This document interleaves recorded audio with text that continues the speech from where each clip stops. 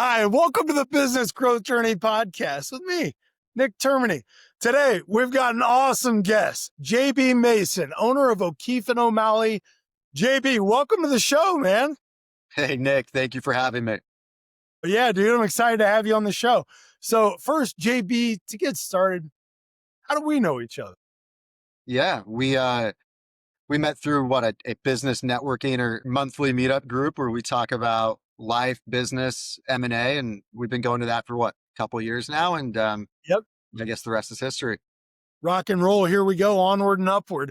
So JB, to get started, what we want to be able to do is learn more about you and kind of showcase your journey into becoming the owner of O'Keefe and O'Malley, and be able to share like what your experiences are, where you are now, and where you're going. Sound good?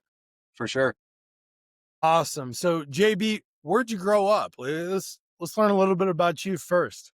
Yeah, Wichita, Kansas, or Wichita, Kansas area. So, I'm a Kansan through and through. Awesome. And so Wichita, how long do you live in Wichita?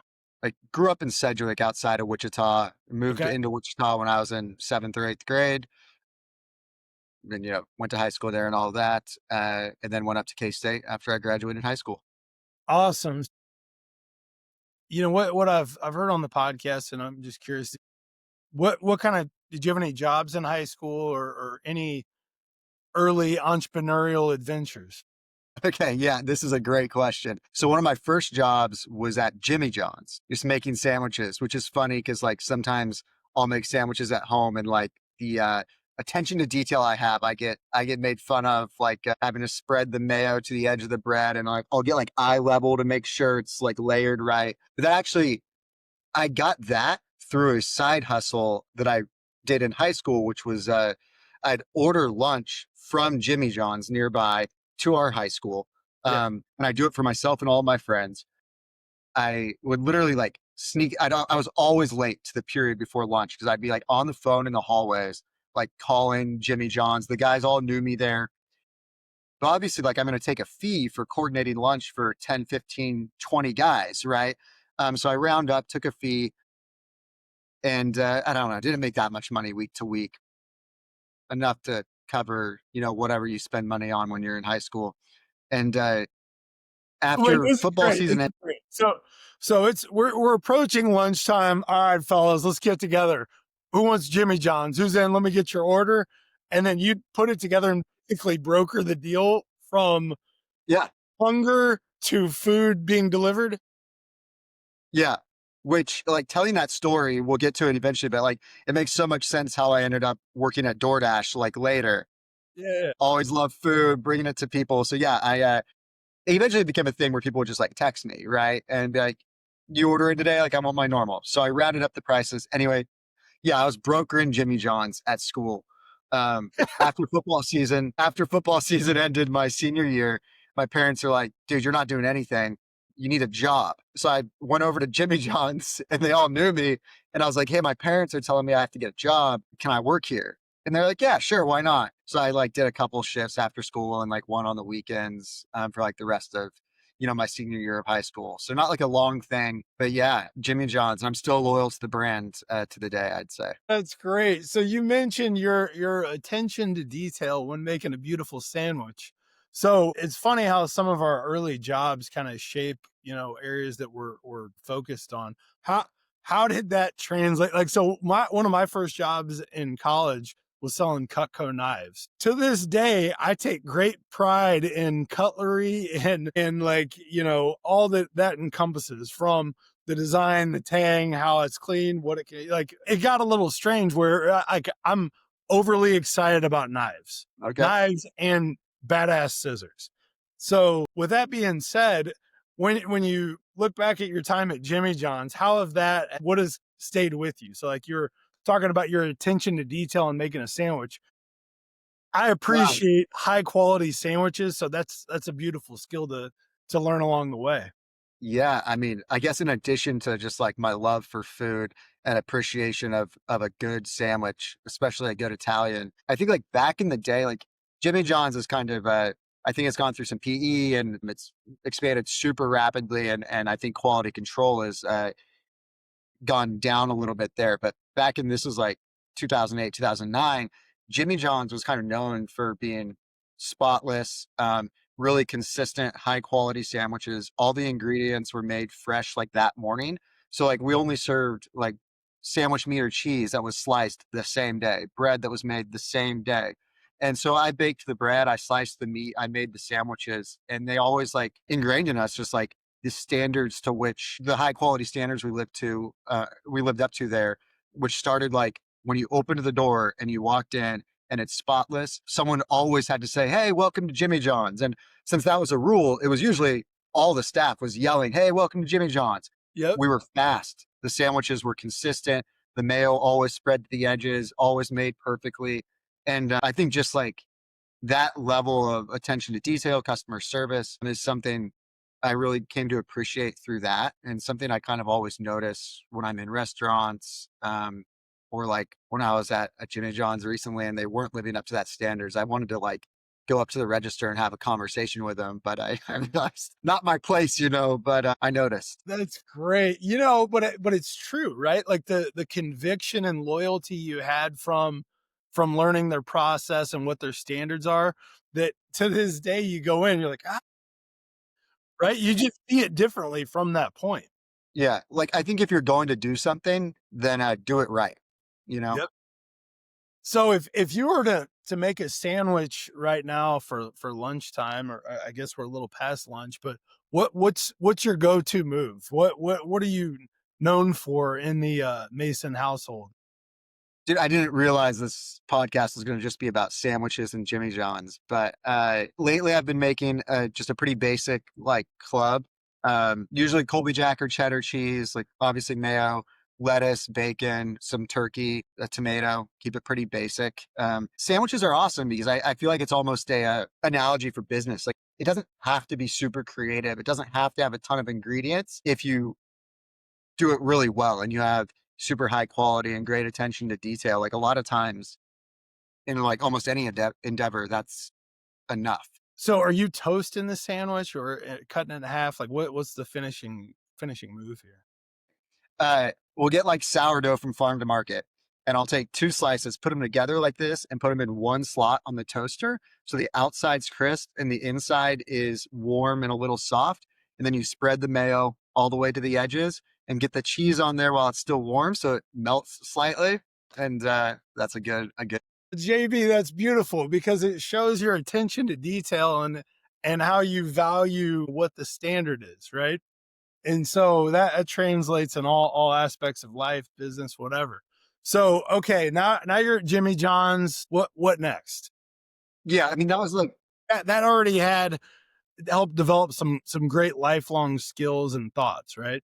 Yeah, for sure. I actually so I quit Jimmy John's after only it was only a few months, but late during sometime in my senior year and second semester because I was also the student section leader for my high school's basketball team, Gotcha. and they were putting on a 26 run to the state championship, and I had to be at every single game, mobilizing the entire school to get out to the games and stuff. So that was something fun that shows kind of the passionate side of my Yeah. personality. Graduated high school, went up to K State, did that whole thing.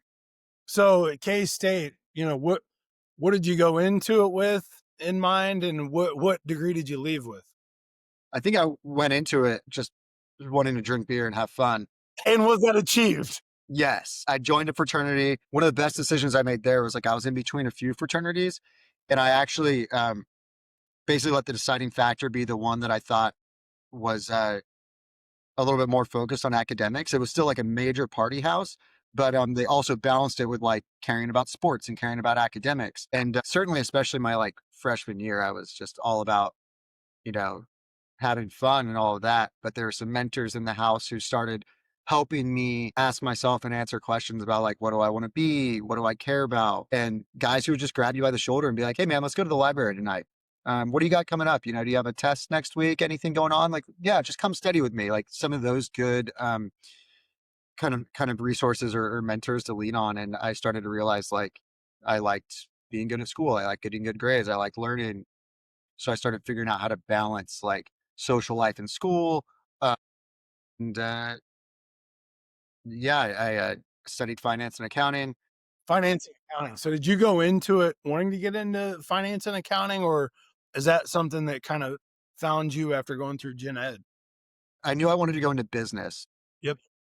Not really sure why, but I think, my Jimmy John's brokerage, some of the other side hustles I took on in high school, like that always like was a draw to me. And so I was just doing like general business classes and they do these classes where, they have someone from every major talk to you and they have people out in the world telling you about their career. And I just kind of realized I got drawn to finance because I like math and numbers. I also like money. It seemed interesting and one of the harder or more respectable business majors. And then I layered in accounting because like super helpful to have that accounting background and like kind of know the numbers behind business and what makes businesses tick. And I figured I could always fall back on like my accounting degree if everything else went to shit, right? Yeah, I'd say that's a pretty safe play. So in college, you were in a fraternity, finance and accounting. What else? Was there any other groups or internships or side hustles that you had in your time at K State? I just tried to be pretty involved in campus. I was in like various finance groups, other campus leadership stuff. I also was a on-campus representative or like a brand ambassador for a men's clothing company, which was super cool. They'd send me a ton of free clothes and I'd host a few events a semester and they'd send like, you know, huge boxes of koozies and croquis and shirts and other stuff. And that was kind of fun for my rep on campus too, because everyone kind of knows who you are. They'd sponsor my tailgates and stuff. So That's cool. Yeah. So, all right, as you're wrapping up college, what do you have your eye on as your next move after you're moving on from K State? yeah, for sure. There's kind of like 2 paths for like a high achieving finance student, or at least at that time it seemed like there were. I could try to go to like investment banking, which is more of a track to being in like high finance, to go into like investment banking. Then you go to private equity or a hedge fund or something like that. Or you can go into management consulting, which is a little more operational, wanting to run businesses. I found that interesting. I got connected to the hiring team at Deloitte Consulting, which is just a traditional management consulting firm, and started networking with them. And basically, the job was like you go to Fortune 500 companies, work on project teams for 3 6 months. You fly out Monday morning, come back Thursday night. You're working a ton, but they're super engaging, difficult projects. And I was like, man, that sounds like an awesome place to start my career. I'll have some fun. I'll travel a lot. I'll work a lot, but I'll learn a ton as well. So I had my eyes set on that from like my junior year on, and networked my way into that job full time. So graduated from K State and immediately went to work as a management consultant at Deloitte. Awesome. And were you living in Manhattan or Wichita at that time, or where were you at? Yeah, I was based in Kansas City. So we have there's a Deloitte office and a management consulting division, KC, but I was traveling across the country and we'd fly out, first flight out Monday morning, fly somewhere like, sometimes San Francisco, other times Peoria, Illinois or Columbus, Ohio. Sometimes it was glamorous. Sometimes you're getting stuck in a snowstorm in Ohio in February. We'd fly out Monday morning, work really hard at the client site that whole week, and usually come back Thursday night or Friday.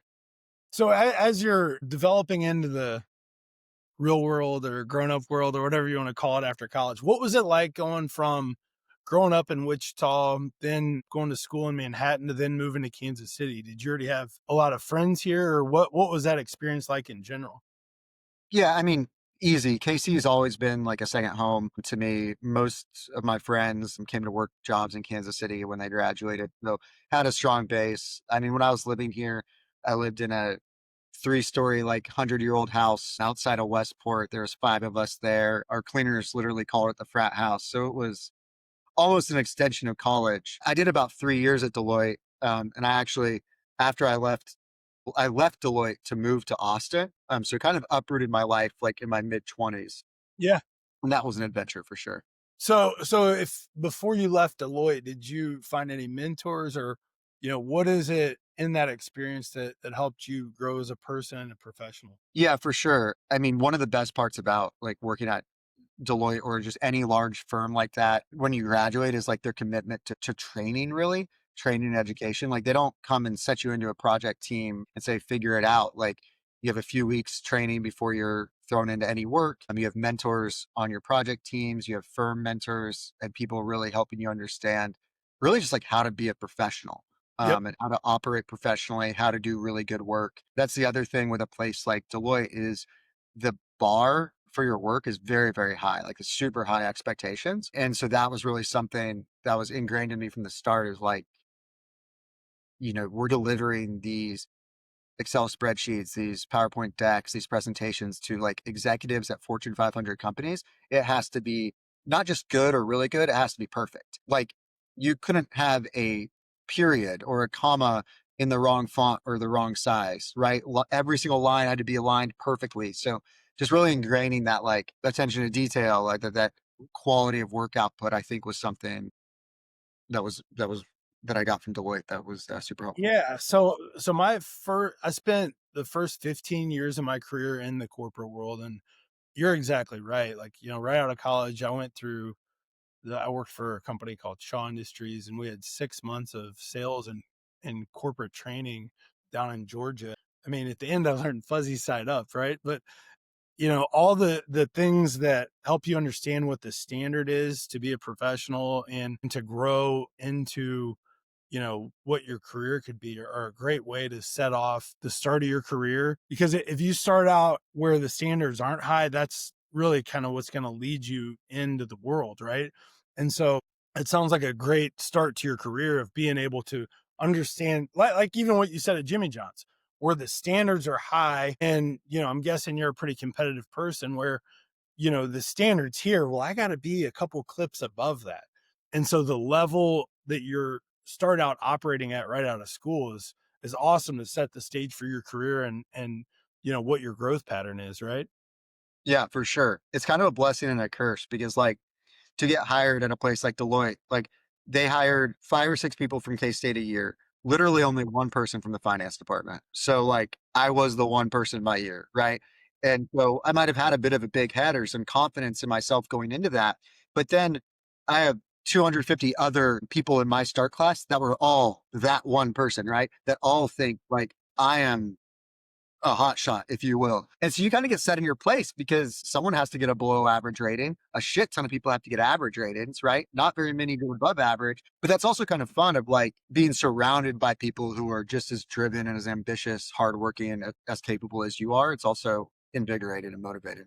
Yeah, I mean, iron sharpens iron, and when you're around a high performing group, I mean, that raises your level and standard. So that's good stuff. So then you mentioned, from there you moved to Austin. What kind of led to that, and what was that role?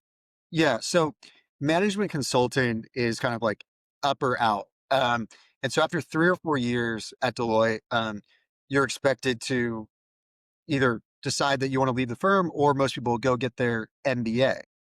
So I was on that path of like, I was going to get my MBA. They sponsor you, they help you get into a top school, and then you have a return job offer. So I was going through the process. You have to apply to get sponsored by the firm. And so this was about a year before I would have left Deloitte. Um, so just doing the math is I'm going to leave in a year if I'm sponsored. I'm going to go to business school for 2 years, and then I have to return to the firm for 2 more years. I'm on Yep. the hook for like 5 years. So I'm Yeah. doing this big presentation talking about my career, my ambitions, all of that. And the biggest thing I realized was I'm kind of done with management consulting. Like I've gotten everything I want out of it. I really didn't like that in consulting, you work really hard, like long hours, which is fine, to put together super fancy, great presentations for the management team. You leave, you don't implement it, but a lot of times they don't implement it either. Yeah. So not only are you not doing this stuff, a lot of times the company doesn't you know, implement your recommendations either. And that kind of, I get that's the game, but that rubbed me the wrong way a bit. But more simply, I wanted to make shit happen. And so I started looking for roles with startups while I was applying for Deloitte to sponsor me for business school. Yeah. And so were you kind of torn where it's like, half one way and half the other, where you know what I mean? Like Yeah. when you start looking in a certain direction, it kind of muddies the waters where it's like, man, what is it I do want to do? Like it creates a little soul searching too, right? A little bit. That's what was nice about the exercise in general, is that it was like Yes. a soul searching thing that made me realize Yes. what I wanted and what I didn't want. But like, I still had to continue on the path. Like, first of all, it was a required thing to do at my job, and I wasn't just going to leave the job. And Yeah. it was a great backup plan. So like, I wanted to keep that there.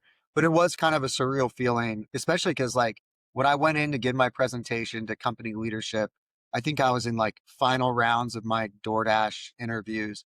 And I actually remember when they called me to tell me like the good news, Deloitte, I had already accepted my DoorDash offer, but I hadn't put in my notice yet. And so I was like, this is really awkward. I was like, cool, whatever. Man, dude, that's great because like, you know, with you working in the M&A space, I'm sure you've worked with several people that actually still have jobs and have always had the dream of owning their own company. And a lot of times what happens is, you know, you get promoted or you get the good news and it's that's that point where the rubber meets the road and it's Yeah. like you actually have to make a decision and like, you know, the exercise you went through of applying for jobs, having this presentation, looking at if you're going to go get sponsored to get your master's, it actually is a, like you said, a great exercise because you got to stop and evaluate, am I going the direction I want? What is the direction I want? Yeah. And also being able to, like, when you're a high performer and competitive person, a lot of times you're so locked in on what the goal is and where you want to go that you miss the rest of the world around you. So, and you being able to do that, it sounds like it created some pretty interesting thought, but also, you know, direction of what is it I want my life to look like. Yeah, for sure. And I mean, one of those realizations was I didn't like being on the road 4 or 5 days a week. And like, It's cool in the beginning, right? yeah. And then it wasn't, right? It gets old fast. Yeah. And And so that was a realization. I also didn't like I'm routine based, and I didn't Yeah. like not being able to have a routine. Yeah. And like my fitness was out of whack because like I'm trying to fit in, you know, workouts in between 12 or 14-hour days on the road and hotel gyms, or like on the weekend when I also want to like be going out and hanging out with friends, and it just didn't go together. And so that was another draw of like moving to Austin, is like warmer weather, a really young, vibrant city. It's like I know I'm still going to be working hard, but at least I can establish like a life and a rhythm here and have some Yeah. fun as well. And I Yep. think I can explain the mechanics of how I got to Austin and what I was doing, but I think I really found that and achieved that when I moved to Austin.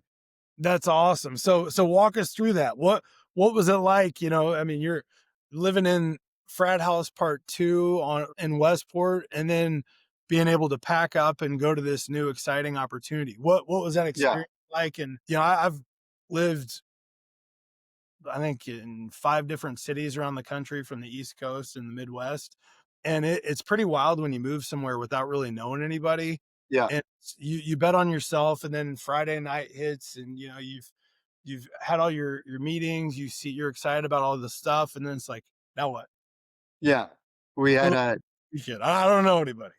We had plenty of those. Yeah. So when I was leaving Deloitte, I was looking for like jobs at startups because I wanted to be somewhere where I could make an impact and make shit happen. Actually, through a connection that also used to work at Deloitte, I found a job on the strategy and operations team at DoorDash, where we were basically at that point running like the Texas region. And I'm sure we'll get into that in a sec. But it was actually funny because I was turning away from a really good job, Deloitte, with a really good future prospects, getting my MBA, Yeah. to go work for a company that no one had ever heard of, because we weren't in Kansas City. We weren't in Wichita. We had like 5% market share. At that time, DoorDash was like a nobody. And Wait, market share of what? I mean, it wasn't the food DoorDash delivery market. just a market disruptor in general? I mean, was DoorDash one of the first No, like no, no. platforms like that? There was like Grubhub started years before us, and they were the dominant player for a long time. Uber Eats launched before us. Postmates launched, I think, around the same time, maybe even earlier. Yeah, like the market has grown dramatically, but Yeah, like in 2016, 2017, there was a food delivery market, and we were the smallest player at the time. exciting.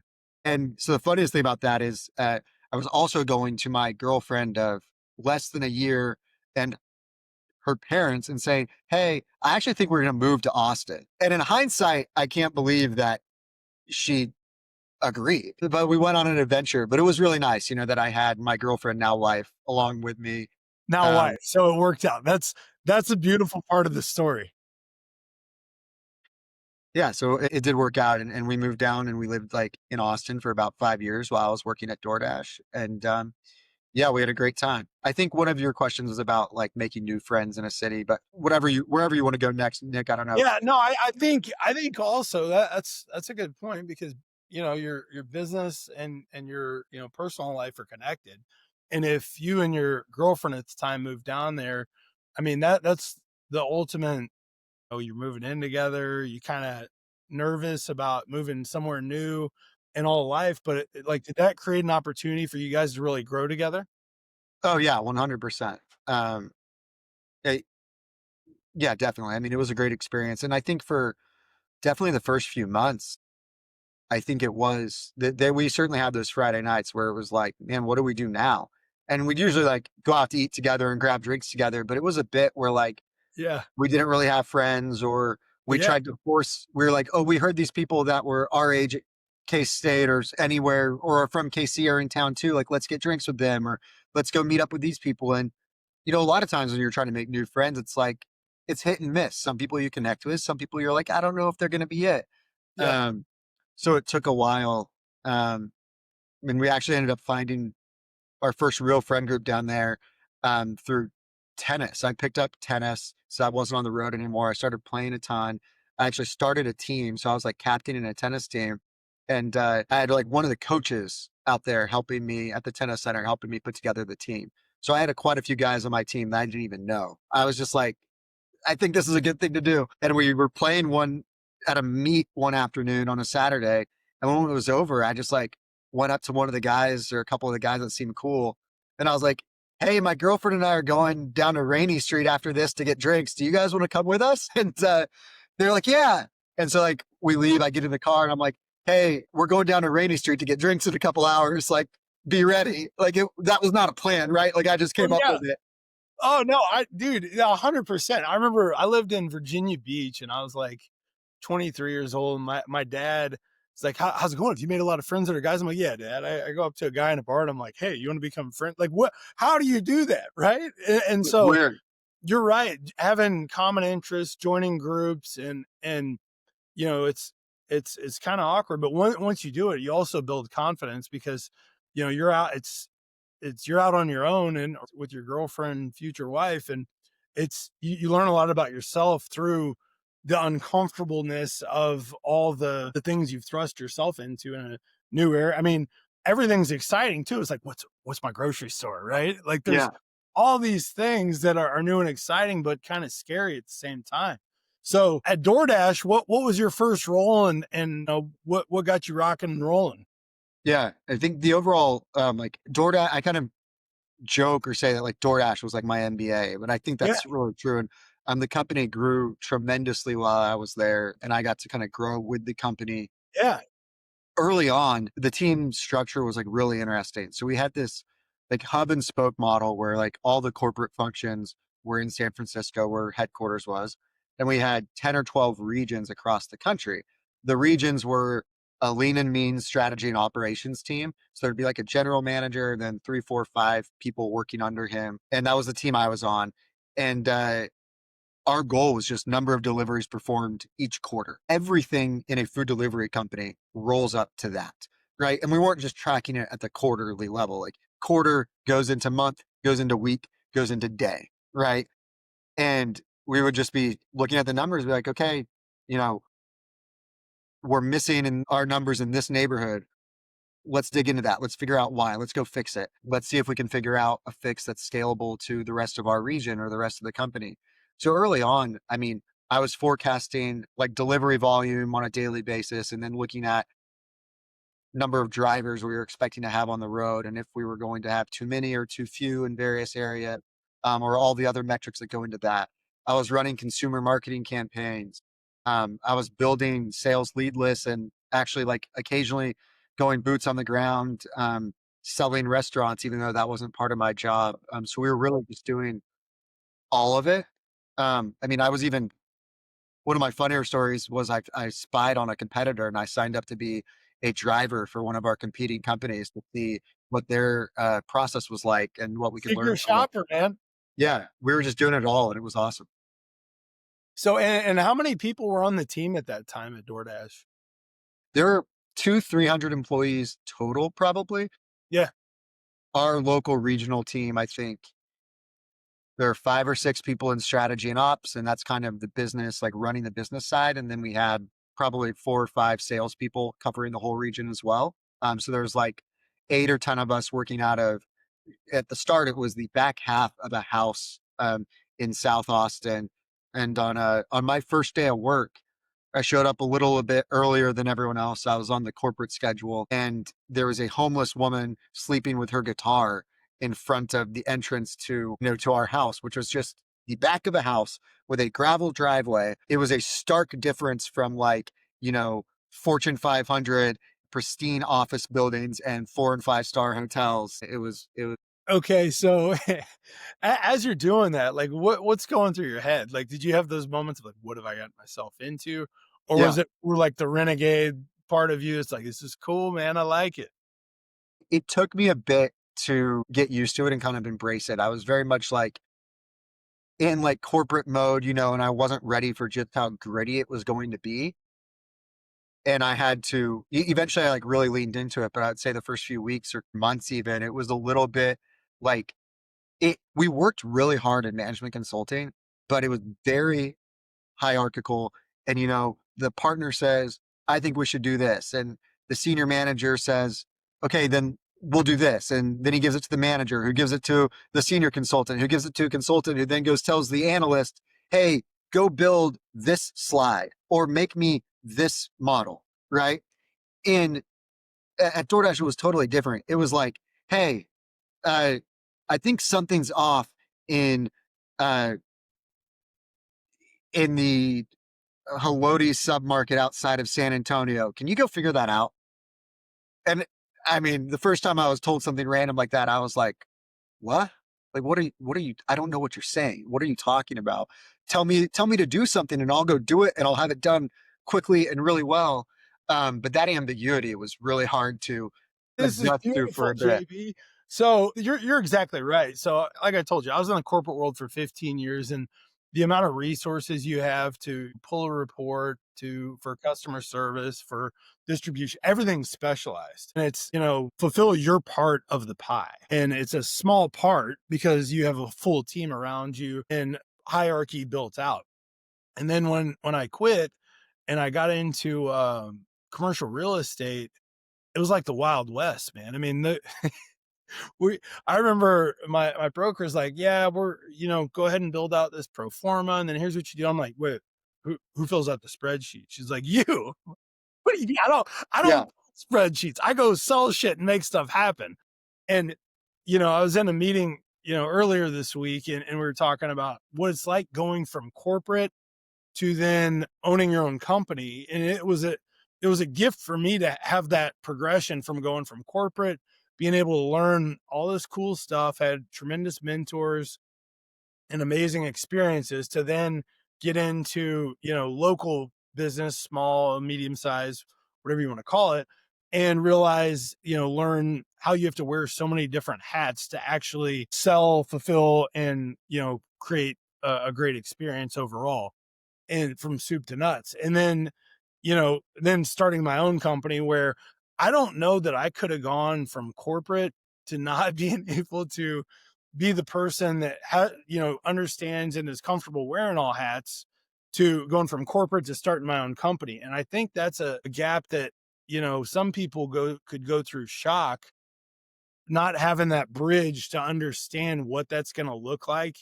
And, owning your own company where you wear whatever hat you need to at the time, depending on what your team looks like and whatever, but whatever needs to get done is what you're going to get done. So, going from Deloitte, this, huge corporation with the tremendous hierarchy and resources, like you said, to then more of a startup where it's like, figure it out. Yeah. what was it like for you to go from that, and then, you look ahead to owning your own company? I mean, did that turn out to be like one of, a gift that you were able to have that progression to understand what you got to do to like get it done?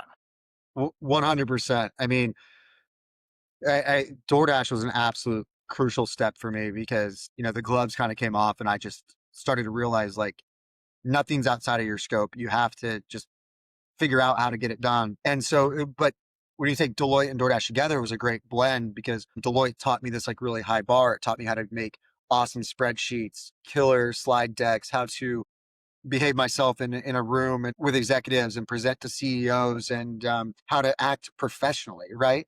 Then DoorDash, I figured out how to actually like make stuff happen, how to do things, how to roll up my sleeves and solve problems. But I think when you blend those two experiences together, that's really what made me feel like I was ready to take the entrepreneurial leap, which had kind of always been my game plan. And so, yeah, I mean, I don't think I definitely wouldn't be where I was today if it wasn't for really both experiences. Yeah. I'm just so grateful I had both of them. You leave a job, there's things that you were annoyed about or people you're ready to stop working with, all of that stuff. But the dust settles a little bit and you look back on it. I'm so grateful for both of those experiences. I couldn't have chosen two better experiences, I would say, like in my 20s to really build my foundation. Yeah, I mean, that's it's part of the journey, right? And it's cool because, like I told you in the beginning, that on this podcast, you're able to see the progression of how people get to where they are. And there's generally not a straight line. It's learning different skills in different areas and things that spark these aha moments where, like, you know, being at a startup, you know, where it's get it done at like you had at DoorDash, kind of opens up the brain to like, man, I wonder what it'd be like to open my own company, right? Yeah. So, what as you're looking back at your time at DoorDash, what were some of the things that you gained? I mean, were you leading a team? And, like you said, it sounded like you were, you know, focused on building the team and then also looking at marketing and that are customer facing and ways to, you know, learn on both sides and help grow the company and the numbers in supporting the team, but also being customer facing. It sounds like you had a well-rounded view in that experience.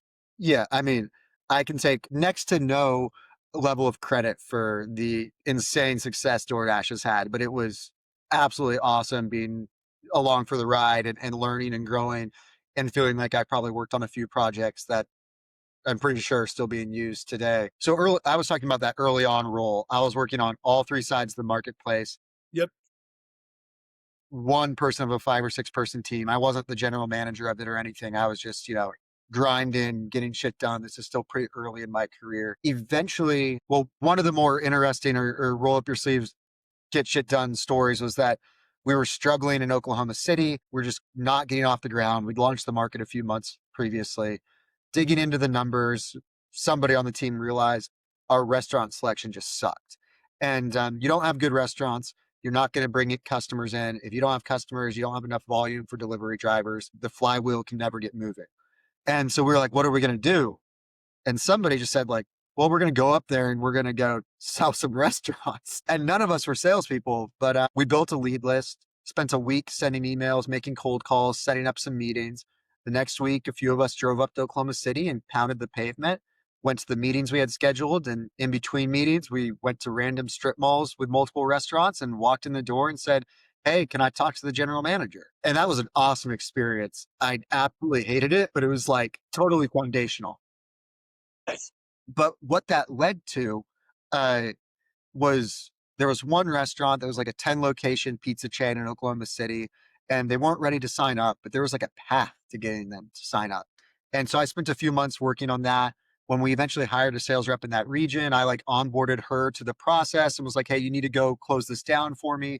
We eventually signed them up, and they were like a market maker or mover in that market. Like it was a big win.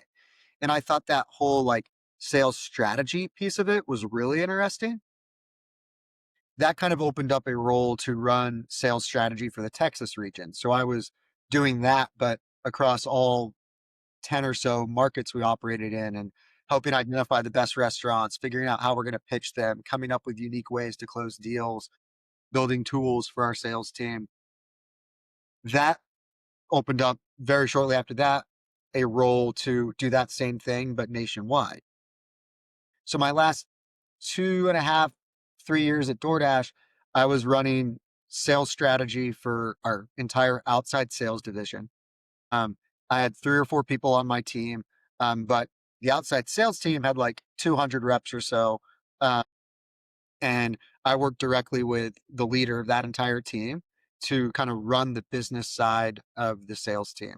Um, and That's that's what I was doing when I left DoorDash. It was super cool. when I was in the corporate world in dental distribution, I was on a team of 4 to launch a new business solutions initiative. And I remember it was like Friday around 1 o'clock, and I was supposed to be in Dallas on Monday to roll this program out to the entire sales team and the sales management team on how to sell it, how it would fulfill, and just basically go to market strategy. And I remember calling, I think I was talking to my boss's boss, and I'm like, "Hey, are you guys going to send us what like the PowerPoint or what the white page is for, how you want us to deploy this new program and brand?" And they're like, "Oh, I thought you were going to figure that out." So like I had to sit there over the weekend and write out what the strategy was to launch this new brand. And then Monday, deliver it to the sales and management team in Dallas. And like that was like a huge aha moment for me, because it was like, nobody really like knows what they're doing. It's a matter of go and figure it out and take all your experience and have confidence in what you're doing and make it easy to understand, and in a way that connects whatever the service or product is to the end user, right? And fill that gap. And from that, I never looked back, and that was the strategy. They ended up, what I put together was what was deployed throughout the country, and we just kept refining it and making it better. And then we'd get wins, share that. And it's pretty crazy when you have experiences like that to be able to look at, wow, that I did that, worked. And it does build confidence, but it also helps you understand business is about figuring it out. And Yeah, there's no set everything's going to work.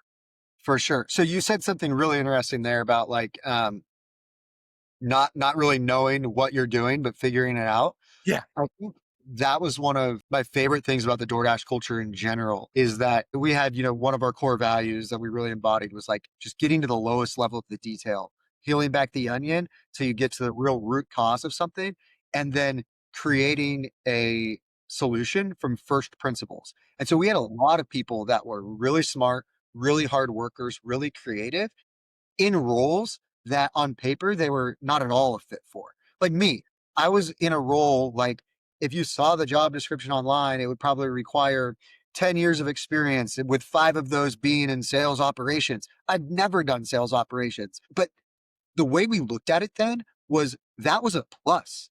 I was capable. I had the attributes. I'd work hard. I'd figure it out. And we viewed it as a plus that I'd never done sales ops before, because I was going to be coming up with solutions and strategies that were based off of me basically playing business detective and being intellectually curious, peeling back the onion, getting to the root cause, and then just thinking and saying, how could we solve that? Not saying, well, I was at this company before and that's how we solved it there, so I'm going to do it. No, no, no. It was just like figuring it out very naturally. And that's Yeah. how like the whole company operated. And I honestly think that's like one of the biggest reasons why DoorDash was so successful is that we weren't coming up with cookie cutter, been done before solutions in those early days. We're just making shit up on the fly and figuring it out. You do more of what works and less of what doesn't. And being able to have that kind of autonomy and curiosity is what helps businesses thrive, right? Like if you're letting the skeletons of the past, dictate where you go in the future, you're just going to be trapped in a room. And like you said, this with Oklahoma City, the job was to go get it done. Not, oh, I don't have proper sales training. Oh, I don't know. Like I've never done this Yeah. before. We need to get to Oklahoma City. We need to sign up some restaurants, and we need better restaurants. Yeah. And in that journey is where you grow and learn, because if you probably took a step back and thought about it too much, it might freak you out. But the fact that you're like, evaluated what needs to be done and just attacked it, then the only path is to winning. Yeah. How, we're going to lose a lot along the way, but we're going to learn and fall forward. And I think that's a great story. Yeah. I mean, the first business I sold was this mom and pop wings place out in like, I think Yukon, there's a suburb of OKC. I sat in there and listened to the guy in front of his wife for about an hour tell me how much he hated food delivery and how much we made his brand look bad and all of that because we were already delivering food from them. But as a non-partner, that's I'm not going to get into details, but that was like the Yeah. model of food delivery back in the day. You deliver from anywhere. It was just non-partner, but you wanted them to be a partner, so you'd share revenue, give them a better experience. Anyway, I'm listening to this guy and just asking him why, and eventually I'm getting to the root of the problem was that he was worried about food quality, and he told me he was mad because customers would complain that the food was showing up cold and it made his restaurant look bad. And I go, well, do the drivers have like the hot bags that they put stuff in that keeps it warm? He's like, no, usually they just grab the thing. And I'm like, oh, okay. I'm like, well, what if I just gave you 100 hot bags, which I had no clue if I could do that. I didn't know how to make that work. I was like, what if I just gave you 100 hot bags and anytime a driver shows up without one, you put your food in there and give it to the driver. DoorDash branded hot bags. He was like, I think that could work. And I said, and whenever you run out, here's my personal cell phone number. Just call me. I'll send you more. And the guy was like, okay. And then he signed up. I was like, I don't know why I've told that story. And I was like, That's that was just like great. so fun in the moment. No, but that's exactly right. You figure it out, and eliminate what the barrier to entry is. So if that was the issue, you found the solution. It's funny though. Little side note: it during COVID when like it was just basically, if you wanted to not cook at home, you'd go get takeout. My parents got me one of those hot bags that I still have Yeah. just from COVID, where it was like, I think this would be is relevant right now since really like this is the only option to get food that you're not cooking at home. I still have them, the DoorDash ones, and I'll tell you, it's pretty funny. Like a few weeks ago, I was out running errands, and one of the errands was at the grocery store, and I didn't want the food to get cold or to get warm while I went and hit the others, so I brought them with me, and I'm in the checkout line, and I'm like, oh shit, these people 100% think I'm like a delivery driver, like running a dash. It's like I'm not too prideful. I didn't care, but it crossed my mind. I was like, that's a little Right. funny. Awesome. So it sounds like your time at DoorDash really opened your mind to business and like the just Yeah, figure it out, make things happen mode. At what point did you start looking at, okay, I'm ready for the next step. I want to own yeah. my own company. So, like winding back to college or even before with my stories about doing entrepreneurial things, little side hustles, Yeah. I'd always like had this vision of like, I want to do my own thing someday. I think there's a desire for autonomy to be in the control of my own destiny, to not have a boss or someone telling me what to do or when to do it. Right. I always knew that was the goal. I've talked already about like how I think Deloitte was a great foundation, building my business toolkit and skill set. DoorDash, I learned how to operate, roll up your sleeves, figure shit out. I managed people. I did sales. I ran sales strategy. So I'm kind of looking over the horizon and I'm like, there's a set amount of time I want to be at DoorDash. I want to see a few things through. I wanted to see the company go public, experience that. I was like, but then I think I'll be ready to set out and do my own thing. And so I kind of had my eyes on that. I had gotten turned on to acquisition entrepreneurship or, buying a small business to run yourself, read Buy Then Build and the HBR guide. And I said, I'm going to leave DoorDash at the end of 2021 and I'm going to set out to buy a small business. So we were living in Austin. I left DoorDash, um, took bit of a sabbatical to recharge, played a ton of poker, organized our move back to Kansas City. We moved back to KC in early 22 and I set out to search for a small business to buy and run for myself. That's awesome. So that's an all-in strategy, right? I went all in. Yeah. So at that time, what kind of companies were you looking at, and what is it you wanted to, have in the company that you were going to own? Yeah, I was pretty focused on like geography, like wanted to be in Kansas City area. So I knew that was going to limit other things. I couldn't be too specific or particular on like industry. And I had like a broad size range. I think it was roughly like five, three, four, 500K SD on the low end to like low seven figures, seller's discretionary earnings on the high end. That's still a pretty broad range too. I really just wanted to get into it, network, start looking at deals, looking at businesses and see what I liked, what I didn't like, and kind of just see what I started to notice. And that's kind of Yeah, what I was doing when like, you learning in this journey of cutting up deals, having a criteria of a certain, seller discretionary earnings. Each deal, are you starting to pick up on different things and realize, oh, okay, maybe this is maybe I like this, maybe I don't, maybe this is what I yeah. want. Well, yeah, there's some things like looking at, I went and I toured, like a liquor store with the guy who owned it and wanted to sell it. And it made decent money. If I could figure out how to roll up and buy a few more, it would have been a really nice like, you know, business. But I was looking at like the little office he was working out of in the back of the thing, how many hours he was there every day for how much money he was making and the difficulty of like getting and maintaining a liquor license and running that kind of high traffic business, and it was more of a feel thing. Like on that one, I couldn't put my finger on one specific thing, but I was like, this just doesn't feel right. And I think that started to impact like each deal you look at starts to paint a picture of what you would like and you wouldn't. Another one was a pest control business, which was a really hot industry at that time. Seemed like a good business, spit off good money. But then I'm thinking like, what would my worst possible day look like in this business or any business? Like your worst possible day in a porta potty business means you're cleaning up poop, right? But your worst possible day in a pest control business is like going into, a guy calls in sick, you have a really nasty cockroach job that day and you got to go just do it yourself. And I'm sitting there like, dude, look at me, look at my office. Like, that's not me. Right. And so I'm putting those pieces together and that's starting to influence what areas I wanted to look at and where I thought there might be opportunities. Yeah. So how did you land on buying O'Keefe and O'Malley? Yeah.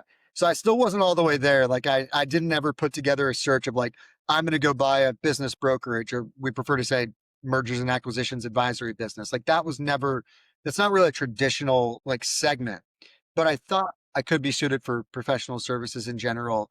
I thought B2B probably made more sense for me.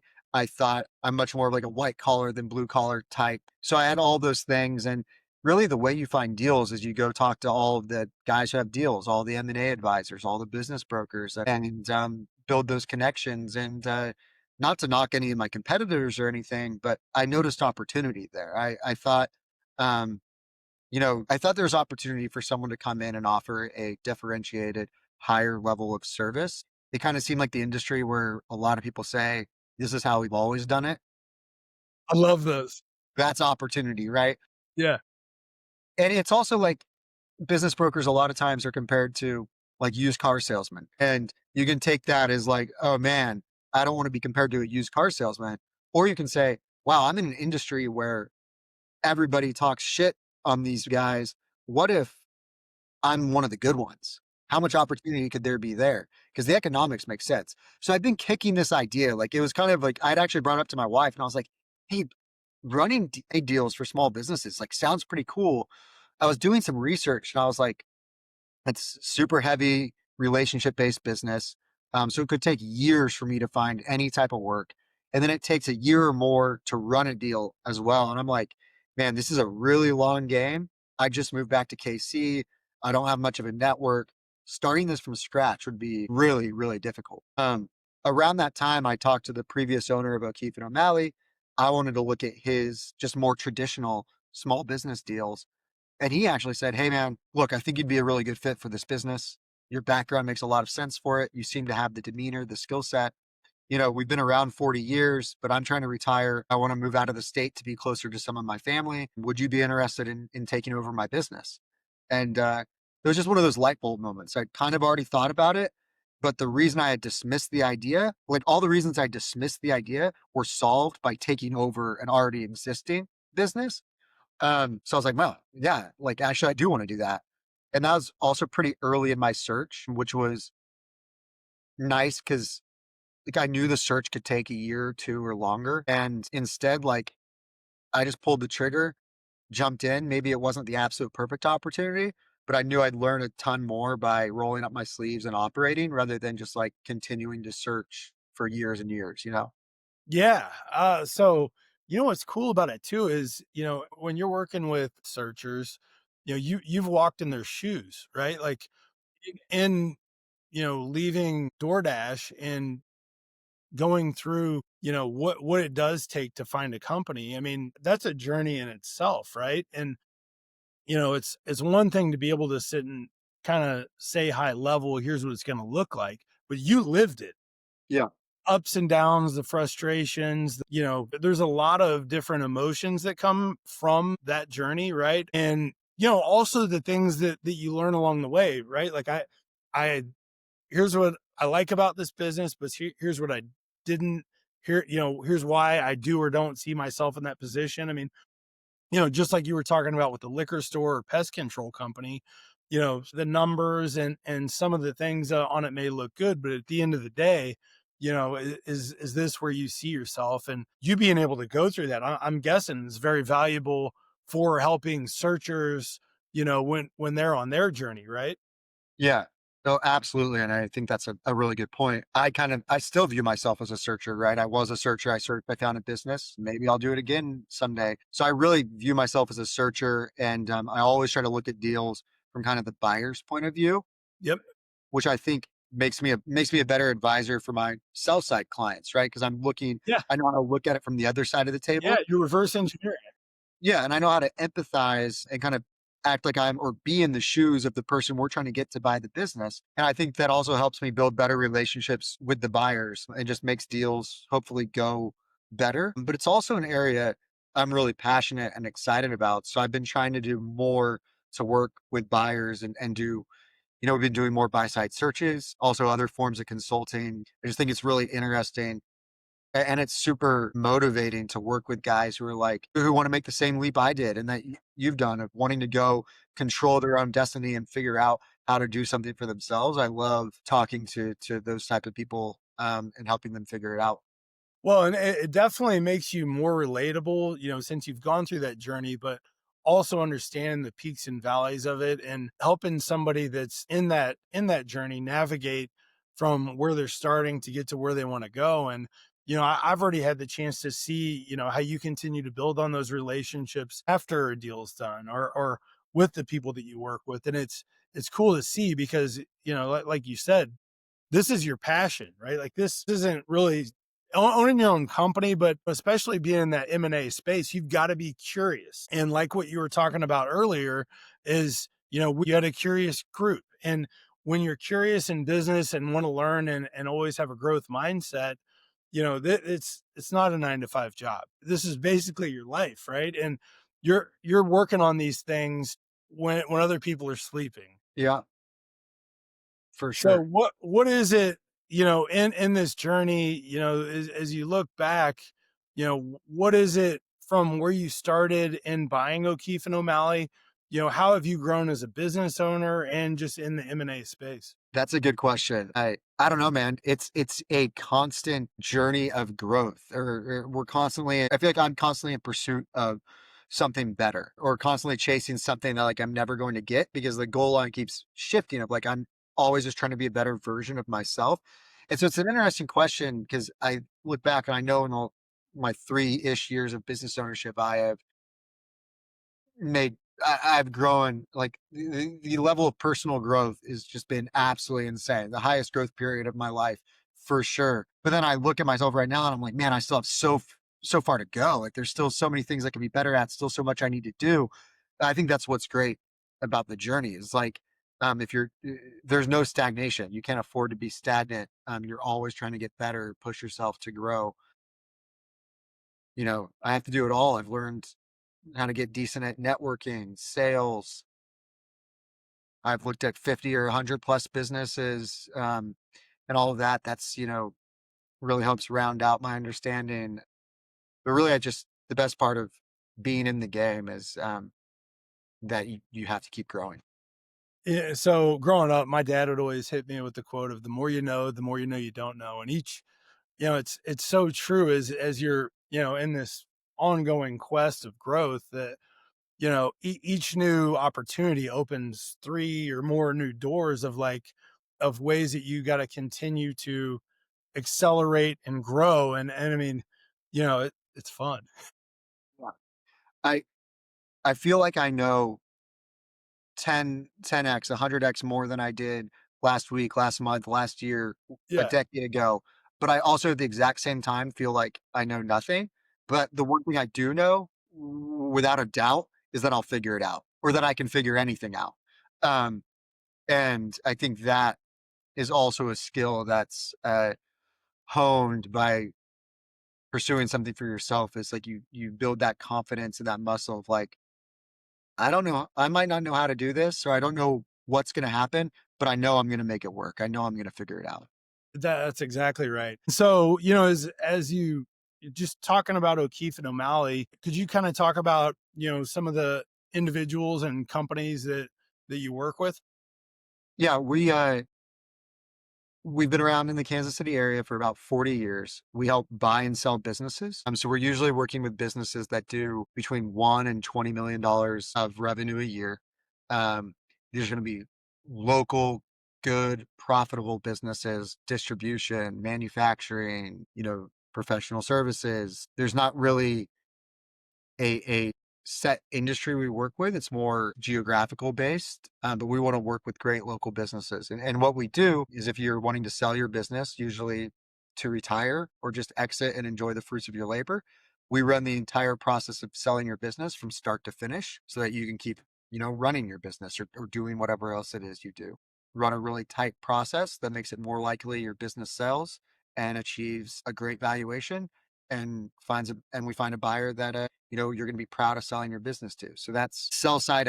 We also do buy side. So say you're more in growth mode and you want to grow through buying another business, maybe a competitor or an adjacent business. We can run that process for you as well. So we start by understanding your goals, identifying targets, building the lead list, reaching out to all of them, to hundreds of leads, hitting them multiple ways. I vet them, I run the meetings, I help you negotiate the deal, run due diligence. We're with you all the way to close. Again, so we run the process of trying to acquire another company so that you can keep actually running your business. That'd be buy side M&A. Could you talk through a little bit what the due diligence aspects of it looks like?